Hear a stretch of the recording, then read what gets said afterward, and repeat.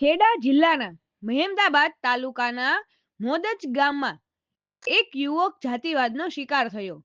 આઝાદીના આટલા વર્ષો થયા હોવા છતાં પોતાને જાતપાતથી ઊંચ સમજી બેઠેલા એ લોકો આજે પણ આભડછેટ રાખીને જાતિવાદને પ્રોત્સાહન આપી રહ્યા હોય એવું દેખાઈ રહ્યું છે.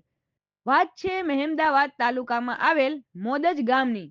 નામ છે જયંતિભાઈ મકવાણા, જે ગ્રામ પંચાયતમાં પોતાની દીકરીના આવકના દાખલા માટે જાય છે, પણ ગ્રામ પંચાયતના કર્મચારી ગણાતા એવા તલાટી કમ મંત્રી દ્વારા એમને એમ કહેવામાં આવે છે કે 3 સાક્ષી લઈને આવો અને એમના આધાર કાર્ડ પણ લેતા આવો.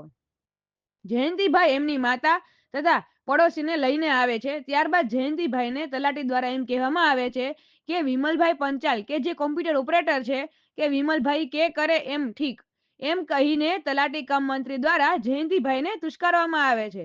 જયંતિભાઈ જ્યારે વિમલ પંચાલને હાથમાં ડોક્યુમેન્ટ આપે છે તો તે ડોક્યુમેન્ટ વિમલ પંચાલ ફાડીને ફેંકી દે છે. ત્યારબાદ બીજા જ દિવસે જયંતિભાઈને પંચાયતમાં થતા આ કાર્યો પર શંકા જાય છે અને ગ્રામ પંચાયત પર આરટીઆઈ કરે છે. પણ સંજોગવાત સાંજે આ વાતની જાણ સરપંચ શ્રી બેચરભાઈ રાજભાઈ ચૌહાણ દ્વારા જયંતિભાઈને ધમકી આપવામાં આવે છે કે જો આરટીઆઈ પાછી નહીં ખેંચે તો ગામમાં રહેવું અને નીકળવું મુશ્કેલ થઈ જશે. અને બીજા જ દિવસે સરપંચ શ્રી દ્વારા ફોન કરીને બીભત્સ ગાળો બોલવામાં આવે છે અને એ જ રાત્રે એમના કહેવાતા બુટલેગરોને રાત્રિના સમયે એમને મારવા મોકલે છે. બુટલેગર સંજય ચૌહાણ દ્વારા તેમનો કોલર પકડીને જયંતિભાઈને ઘરની બહાર લાવે છે અને ધમકી આપે છે. પણ એટલામાં જ જયંતિભાઈની સૂઝબૂછથી અને ફોનના મદદથી ખેડા અને મહેમદાબાદની પોલીસ ત્યાં આવી પહોંચે છે.